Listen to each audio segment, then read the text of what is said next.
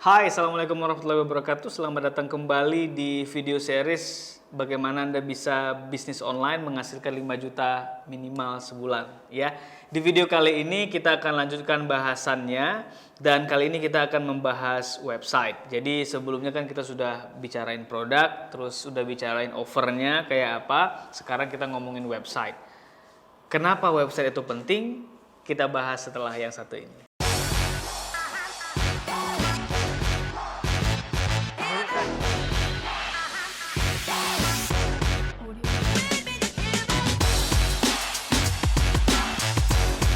Nah, kalau mau menjaya, banyak banget yang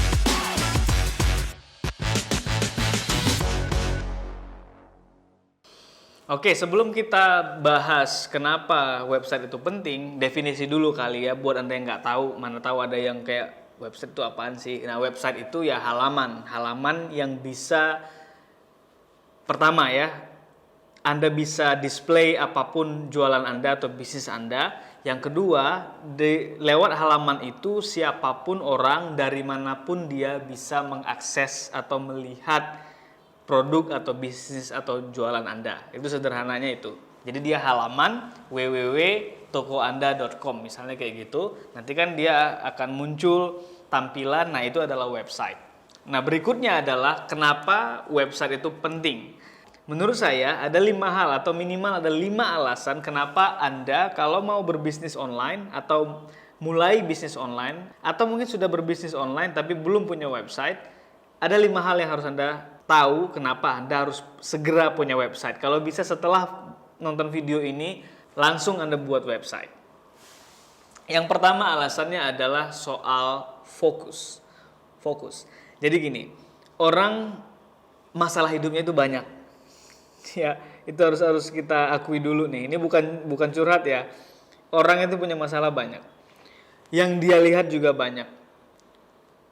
Kalau misalnya Anda jualan di tengah-tengah noise, kebisingan itu, kira-kira laku nggak dagangannya? Dia lagi mikirin masalah kerjaannya, mikirin masalah utangnya, dia mikirin anaknya sekolah, istrinya, suaminya, banyak sekali masalahnya. Di saat yang sama, orang-orang juga nawarin banyak produk ke dia. Itu noise-nya banyak, ribut, bising gitu loh. Tidak fokus. Nah, kalau dia ternyata misalnya di antara noise itu ada melihat produk Anda, oke, maka Anda itu membutuhkan space atau tempat atau ruang tertentu yang fokus sehingga calon customer tadi yang sudah melihat Anda itu tetap di Anda, tidak terdistraksi, tidak pecah fokusnya. Caranya gimana? Ya Anda pindahkan dia yang tadinya tempat rame ke tempat yang nyaman, yang sepi, yang dia bisa fokus mempelajari lebih lanjut tentang produk Anda. Itu adalah kenapa Anda harus punya website. Jadi kalau dia sudah dalam website Anda, dia sebenarnya di dalam kontrol Anda. Oke, Anda mengontrol calon customer Anda lewat kata-kata yang sudah Anda buat di website. Gitu ya, itu yang pertama. Yang kedua adalah ini alasan teknis. Analisis atau analitik ya. Orang-orang yang datang ke website Anda, jadi kelebihan dari punya website, Anda bisa tanam CCTV di website itu. Sederhananya gitu deh. Oke, Anda bisa tanam CCTV. Jadi fungsinya Anda bisa tahu orang-orang ini bacanya udah sampai ke mana. Di paragraf mana orang rata-rata berhenti. Apakah orang gitu masuk langsung bounce keluar lagi, atau Anda mau tahu orang rata-rata baca website saya ini berapa menit sih? Itu bisa Anda tracking, Anda bisa lihat lewat CCTV atau analitiknya. Anda juga bisa tahu ini untuk optimasi misalnya ya, untuk optimasi biaya pemasaran Anda gitu. Daripada Anda jor-joran buang iklan untuk ke seluruh Indonesia, ternyata pengunjung Anda itu kebanyakan misalnya dari Jakarta dan Pulau Jawa misalnya. Ngapain habis-habisin duit ngiklan di Sumatera misalnya gitu. Nah, jadi lewat analitik ini yang adanya cuman kalau Anda punya website, itu Anda bisa tahu pengunjung Anda paling banyak dari mana. Kalau Anda nggak punya website, Anda nggak bisa cek. Itu yang kedua. Yang ketiga adalah pixel. Pixel ini adalah alat CCTV-nya Facebook. ya. Kalau analitik tadi itu yang punya website, oke, atau yang punya adalah Google. Kalau Anda install Google Analytics di website Anda atau di WordPress Anda. Nah, kalau Pixel ini punyanya Facebook, CCTV-nya Facebook. Apa itu? Facebook akan mempelajari siapa-siapa aja orang yang pernah mendarat di website Anda, yang pernah membaca website Anda, yang pernah mengunjungi website Anda. Dia akan mempelajari polanya, dia akan mempelajari demografinya, dia akan mempelajari behavior, kebiasaannya, dan seterusnya. Oke, sehingga nanti itu akan menjadi datanya terakumulasi menjadi informasi. Ini yang disebut orang-orang sering big data itu seperti ini. Jadi awalnya itu data pecah-pecah, kecil-kecil, tapi ketika dia disatukan, diakumulasikan, dia menjadi sebuah informasi yang penting untuk Anda. Sehingga Anda bisa mengambil keputusan untuk iklan Anda di Facebook dan Instagram misalnya. Itu kalau Anda punya website bisa tanam pixel. Kalau Anda nggak punya website, ya gimana mau tanam pixelnya? Ngerti maksud saya ya? Jadi harus punya website karena Anda butuh pixel nanti. Ketika iklan itu nggak asal-asal ngiklan, gitu loh. Selanjutnya yang keempat, kenapa Anda harus punya website adalah otomasi. Otomasi itu maksudnya begini. Kalau misalnya Anda jualan hanya lewat katakanlah WhatsApp aja atau lewat Facebook aja, yang dari Facebook diarahin ke website misalnya gitu ya. Itu akan sulit sekali misalnya kayak rutinitas hal-hal remeh-temeh kayak ongkos kirim berapa, pembayarannya, informasi pembayaran, instruksi pembayaran, ke bank apa transfernya, berapa jumlah transfer. Oke, belum lagi misalnya pemilihan produknya mau warna apa. Itu sulit sekali kalau semuanya manual. Lebih bagus otomatis. Nah, kalau Anda mau otomatis, jadi Anda kerjanya nggak ribet, nggak repot. Nah, Anda harus punya website. Di website itu misalnya Anda bisa display foto, udah ada foto produk. Kegunaannya jelas sudah ada di situ.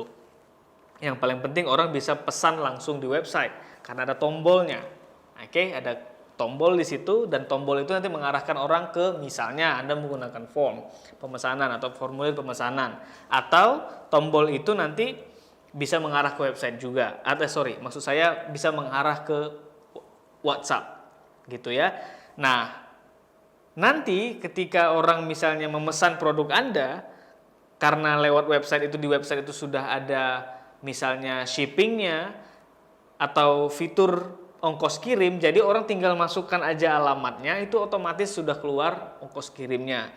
Terus lagi informasi pembayarannya itu juga otomatis di website Anda sudah tersedia. Jadi Anda nggak perlu lagi ngetik manual semua di WhatsApp gitu, capek sekali. Anda nggak akan mungkin bisa scale bisnis Anda, nggak mungkin bisa besar karena terlalu banyak hal-hal yang harusnya bisa diotomatiskan, itu Anda jawab secara manual semuanya. Jadi nggak mungkin Anda bisa dapat ribuan customer harian, nggak mungkin. Kenapa? Karena satu-satu dibalesin, nggak mungkin. Dengan adanya website, semuanya bisa dilakukan atau terjadinya hanya di website aja. Kalaupun di WA itu tinggal kayak konfirmasi pembayaran misalnya. Tapi sebenarnya kalau Anda punya website pun konfirmasi pembayaran itu bisa di website aja. Jadi Anda tinggal cek di email, notifikasi email, ada penjualan, tinggal kirim, selesai. Gitu. Itu enaknya punya website ya, bisa diotomatiskan semuanya. Semua proses bisnis, atau mungkin kalau semua enggak ya, hampir semua proses bisnis bisa dilakukan secara otomatis. Kalau Anda marketnya orang Indonesia itu nggak bisa fully otomatis karena kita nggak kayak orang luar. Di orang luar sana kan pembayaran misalnya bisa pakai credit card atau PayPal ya. Di kita kan masih jarang. Atau ada banyak sekali kendala kalau kita meletakkan payment prosedurnya itu menggunakan kartu kredit ya gitu. Jadi rada ribet. Nah, itu mungkin harus manual. Tapi setidaknya effort atau usahanya atau upayanya, repotnya itu sudah dipangkas sekitar 80% kalau Anda punya website. Nah, yang terakhir adalah soal trust. Orang itu lebih, atau bisnis Anda, produk Anda itu lebih meyakinkan kalau misalnya punya website. Enggak sekedar kayak posting-posting aja di Facebook atau update Instastory lah atau story di WhatsApp lah. Itu sederhana sekali. Jadi orang ngelihatnya biasa-biasa aja. Tapi ketika misalnya Anda memberikan link ke orang lain dan orang lain melihat website Anda, itu rasanya berbeda. Level trustnya juga akan berbeda. menjadi lebih baik. Oke, nah jadi itu 5 alasan kenapa Anda harus punya website. Mungkin banyak yang nanya, kalau saya nggak bisa buat website gimana dong? Ada beberapa pilihan sebenarnya. Yang pertama, Anda bisa bayar orang. Tapi nanti pasti ada yang ngeluh lagi, bayar orang tuh mahal. Iya, buat website itu relatif mahal. Tapi ada cara murahnya sebenarnya, yaitu dengan cara misalnya kalau Anda beli software page builder ya. Page builder itu adalah software berbasis web. Nanti Anda bisa membuat website itu tanpa menggunakan coding. Jadi tinggal Anda drag and drop aja, Anda geser, udah tiba-tiba Anda save, udah jadi website. Itu ada.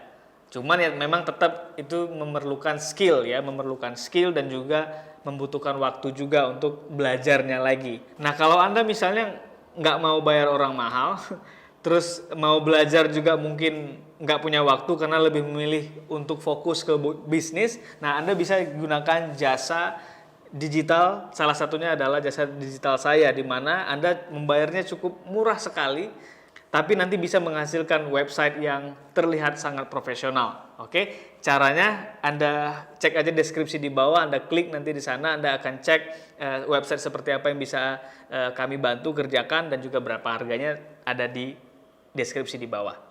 Oke, sekarang kita akan bahas apa sih tujuan punya website ya. Paling inti adalah meyakinkan orang lain agar dia klik tombol Anda. Terserah nanti tombolnya, tombol pemesanan, tombol pembelian, tombol untuk konsultasi atau nanya-nanya dulu. Pokoknya intinya bagaimana orang ngeklik tombol yang Anda sediakan di website. Itu tujuan utama dari membuat website ya. Itu. Nah, jadi ini video by the way akan panjang karena saya akan bicara sedikit teknis ya. Misalnya kayak anatomi website, apa-apa aja yang harus Anda masukkan ke dalam website Anda. Karena selain warna dan desain dan lain-lain, itu yang membuat orang bergerak itu adalah teksnya, bukan desain websitenya. Desain itu hanya untuk membuat orang nyaman aja atau mungkin menambah nuansa profesional aja. Tapi yang membuat orang tergerak adalah kata-kata yang Anda gunakan di dalam website ya.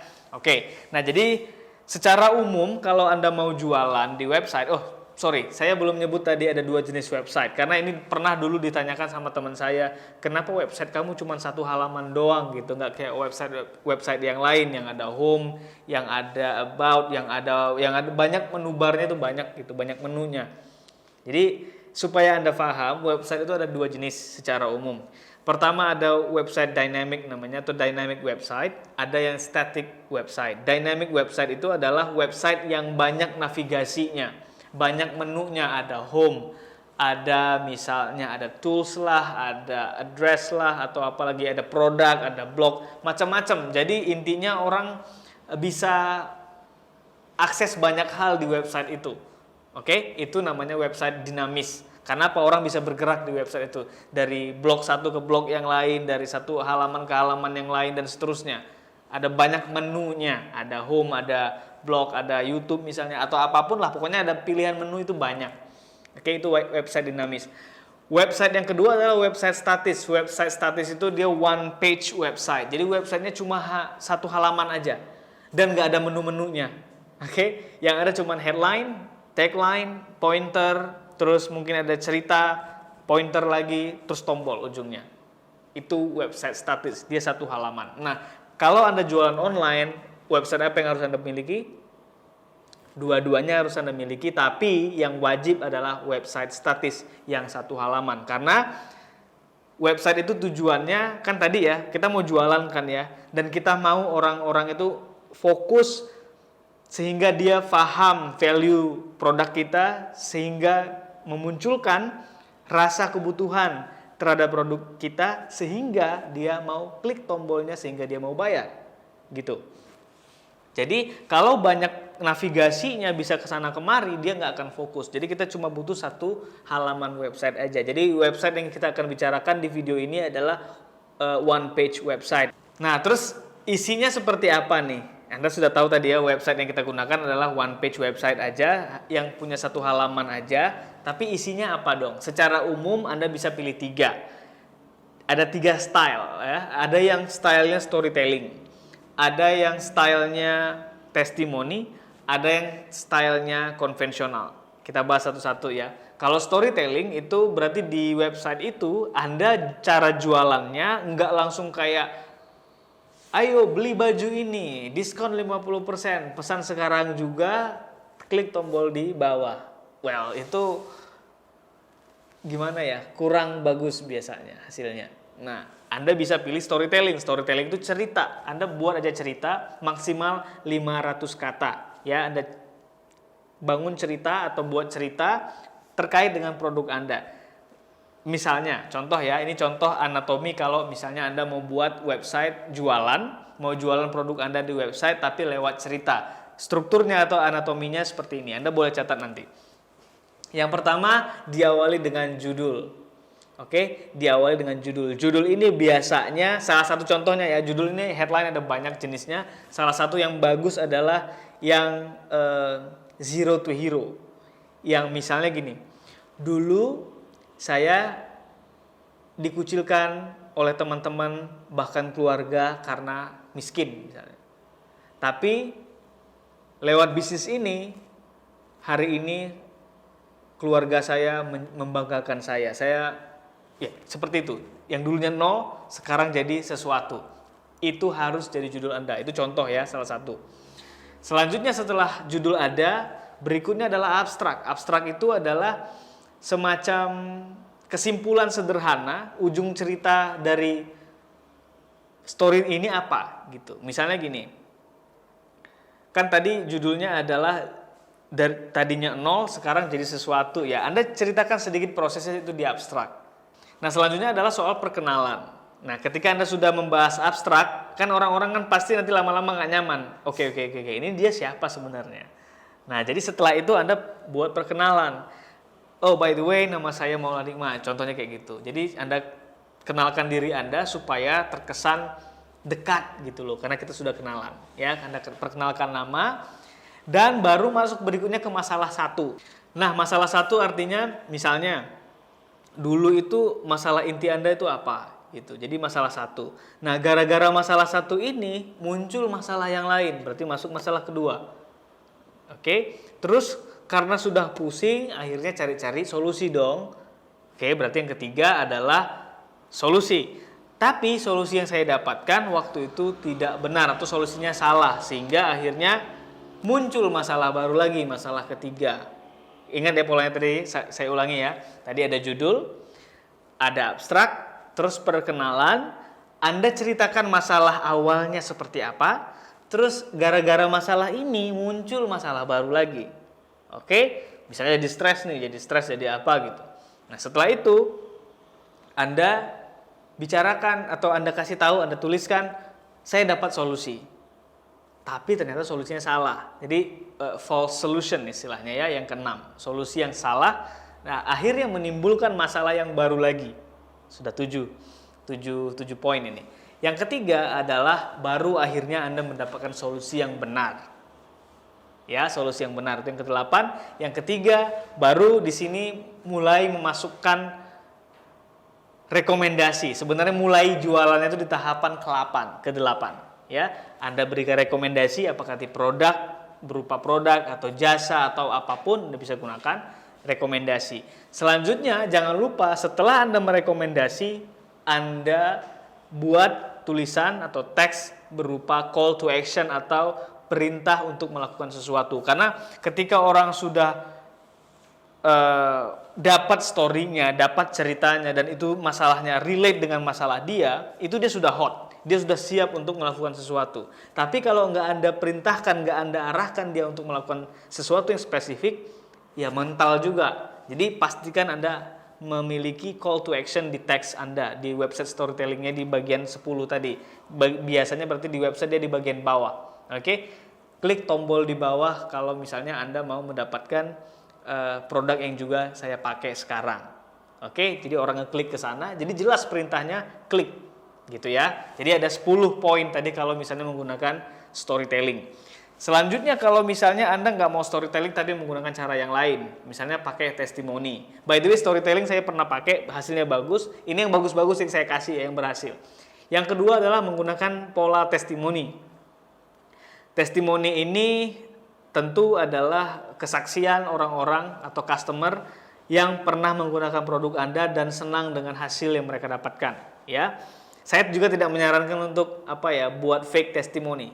Testimoni yang palsu, jangan juga. Jadi kalau yang sering bertanya orang gini, saya produknya baru, customer-nya tentu belum ada dong. Sementara testimoni ini kan bisa meningkatkan level trust atau kepercayaan orang lain. Sementara kita juga kalau bisa jangan sampai buat testimoni yang palsu. Terus gimana dong untuk dapatin testimoni? Salah satu caranya adalah Anda bagikan produk Anda ini ke orang lain, ke teman-teman dekat Anda, ke keluarga, atau boleh juga ke endorser atau selebgram atau apalah ya, public figure kayak gitu, minta review positif dari produk yang mereka dapatkan. Nah, itu kan bentuk testimoni juga. Jadi nggak mesti harus customer yang udah beli. Boleh juga orang lain yang Anda berikan produknya, tes dong produk saya dong, nanti kasih ya review positifnya kayak apa gitu. Nah, itu bisa menjadi testimoni, ya. Jadi kira-kira di website itu urutannya atau elemennya apa-apa saja. Pertama adalah tentu judul kisah sukses. Misalnya gini, lihat bagaimana ratusan orang sudah bla bla bla bla bla bla. Oke, itu dia. Intinya dari judul itu Anda mau ngasih tahu ke orang bahwa udah banyak yang nyobain produk ini dan mereka suka dengan produk ini. Itu judulnya. Oke. Selanjutnya adalah baru masukkan potongan testimoninya. Caranya gimana? Banyak cara. Kalau misalnya orang-orang itu ngasih testimoni di WhatsApp, berarti Anda bisa screenshot WhatsApp-nya. Udah Anda tinggal tempelin aja foto-foto di website Anda, foto-foto screenshot tadi ya. Atau kalau misalnya orang banyak memberikan testimoni di sosial media, apakah di Instagram atau di Facebook atau di Twitter atau dimanapun, ada screenshot aja, juga posting di website. Jadi orang bisa baca testimoni orang apa-apa aja. Nah, jenis testimoni yang lain yang juga mungkin bisa Anda buat adalah video. Dan ini biasanya lebih powerful. Kenapa? Karena jelas kan, ada visual di situ, ada audio. Jadi secara psikologis itu jadi lebih engaging, lebih memikat orang lain dibanding text based yang hanya teks-teks aja, ya. Oke. Terus kadang-kadang testimoni ini bisa menjadi sangat liar sekali. Artinya sering sekali kita kalau cuma minta review positif aja, itu nanti review yang kita dapat atau testimoni yang kita dapat nggak sesuai dengan yang kita mau, ya kan? Ini banyak yang nanya ke saya gimana caranya biar dapat testimoni tapi yang kita mau gitu, caranya gimana? Nah, caranya adalah dengan memberikan pertanyaan yang spesifik. Oke, misalnya Anda sudah punya masalah ini berapa lama, kayak gitu. Jadi buat kayak kuesioner, oke, ada pertanyaan yang harus dia jawab. Jadi testimoninya itu ceritanya Anda bangun sendiri, narasinya narasi Anda, tapi berdasarkan jawaban-jawaban jujur dari customer atau orang yang nge-review produk kita, gitu. Jadi kita betul-betul nanti dapat sesuai yang kita mau, gitu, terarah informasi atau testimoni yang mereka berikan ke produk kita. Jadi di prompt ya, dibantu dengan pertanyaan.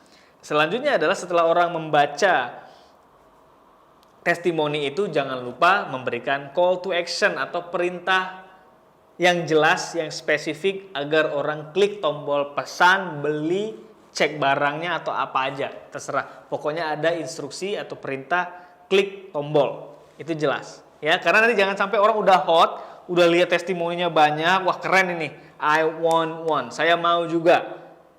Tiba-tiba nggak ada tombolnya atau nggak ada instruksi yang jelas harus ngerjain apa setelahnya. Jadi bantu orang lain, permudah orang lain untuk kalau sudah ready, sudah hot, udah nggak sabar, udah mau juga, bantu dia dengan kalimat instruksi atau perintah.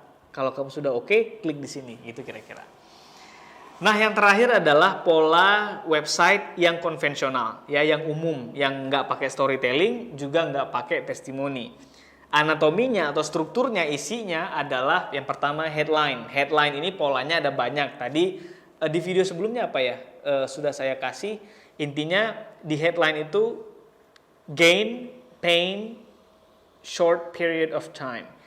Orang-orang mendapatkan yang dia mau tanpa repot, tanpa hambatan yang bermakna. Yang ketiga, waktunya juga cepat. Jadi terkesan mereka bisa dapat sesuatu yang mereka mau itu dengan cara yang mudah dan juga cepat. Itu orang suka dengan itu, ya. Tentunya ini nggak boleh overclaim ya. Saya tidak menyarankan untuk kalau memang produk Anda itu bukan bicara soal instan, nggak bisa instan ya jangan ngomong instan. Intinya jangan overclaim, ya. Jaga itu karena nanti ini berpengaruh ke reputasi bisnis dan produk Anda. So, yang pertama adalah headline, yang kedua adalah tagline. Ini optional, pilihan. Tagline itu isinya adalah informasi yang lebih menguatkan headline Anda. Yang ketiga, identifikasi masalah. Biasanya contohnya misalnya, apakah Anda memiliki atau silahkan jawab 5 pertanyaan di bawah ini. Misalnya, apakah Anda punya masalah A, apakah Anda punya masalah B, C, D, E, udah 5 nih. Nah, kalau iya atau jika 5 masalah di atas adalah masalah Anda, maka Anda harus lanjutkan membaca di website ini karena sebentar lagi Anda akan tahu solusinya. Itu kira-kira isi dari identifikasi masalah. Selanjutnya adalah asumsi solusi.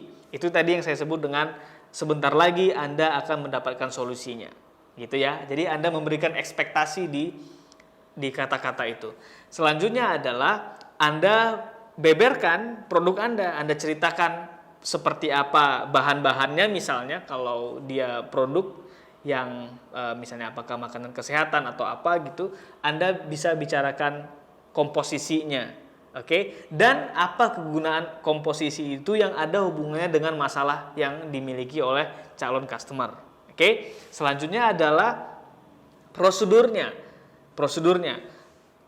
Produknya udah Anda jelaskan, selanjutnya Anda ceritakan bagaimana produk Anda ini kok bisa jadi masuk akal, dia berhasil menuntaskan masalah Anda. Jadi Anda jelaskan prosedur 1 yang terjadi seperti ini, prosedur kedua, prosedur ketiga, sampai nanti dia mencapai ke tahapan akhir yaitu hasil yang kita bisa janjikan ke customer kita. Selanjutnya kalau Anda mau Anda tambah testimoni boleh. Jadi kan kita tadi sudah cerita bahwa ini produk kita, kenapa produk kita terbaik dan juga kita ceritakan prosedur seperti apa dan kita kasih ini loh buktinya. Jadi bukan cuma klaim kita aja tapi ada testimoni di sana. Nah, setelah testimoni biasanya kalau orang udah baca sampai ke level testimoni itu orang sudah percaya ke Anda, sudah warm, udah hangat lah. Jadi udah hangat seperti itu, langsung Anda berikan call to action atau perintah instruksi untuk klik tombol pemesanan. Call to action sekali, setelah testimoni. Kalau dia belum siap juga klik tombol itu, Anda panasin lagi dengan cara memberikan bonus. Ya, misalnya testimoni nggak mempan nih membuat dia klik di website, Anda berikan bonus. Oke, setelah Anda beberkan bonus-bonusnya, pastikan bonusnya juga terlihat banyak dan terlihat secara kualitas bagus ya, bermanfaat tentunya. Jadi bonus itu intinya terlihat banyak dan terlihat value-nya besar ya. Nah, jadi setelah Anda kasih bonus, buat lagi call to action, buat tombol satu lagi untuk tombol pesan. Nah, kalau nggak mempan juga nih, kita udah ngasih testimoni, tombol ada tersedia tapi dia nggak klik. Kita kasih bonus, ada tombol tersedia juga nggak dia klik, baru masukkan yang terakhir, senjata terakhir adalah money back guarantee atau garansi uang kembali. Anda jelaskan di sana bahwa customer itu nggak perlu khawatir dengan kualitas barang atau apa karena kita jamin dengan garansi uang kembali. Kalau setelah penggunaan 30 hari nggak ada progres, if you don't like it, nggak suka, boleh mengajukan refund misalnya atau buat syarat ketentuannya silakan. Intinya agar mereka mau beli, itu intinya. Jadi dalam menjual itu pasti ada resistensi ya, penolakan itu pasti ada dan biasanya intinya adalah kalau orang sudah diberikan perlindungan berupa money back guarantee atau garansi uang kembali, orang nggak punya alasan lagi untuk tidak beli produk Anda. Gitu ya. Jadi itu saja untuk materi website ini. Saya tahu ini cukup panjang sekali. Mungkin Anda perlu untuk nonton video ini berulang kali karena banyak hal yang harus Anda catat, nanti Anda baru praktekkan ya. Nah, sekarang kalau misalnya Anda sudah punya website, Anda coba boleh bagikan di kolom komentar untuk kita cek, atau mungkin kalau Anda mau latihan, Anda boleh juga buat kopinya atau teks websitenya, nanti coba kita sharing-sharing di kolom komentar ya. Thank you for watching this video. Jangan lupa untuk like video ini dan juga share video ini ke teman-teman Anda. Subscribe juga kalau belum. Dan ya, terima kasih. Assalamualaikum warahmatullahi wabarakatuh. Sebelum nonton video lain, pastikan cek deskripsi di bawah. Ada banyak info menarik di sana dan ada link untuk nanya-nanya soal bisnis online. Terima kasih sudah nonton, like, komen, dan subscribe ke channel ini. Until next time.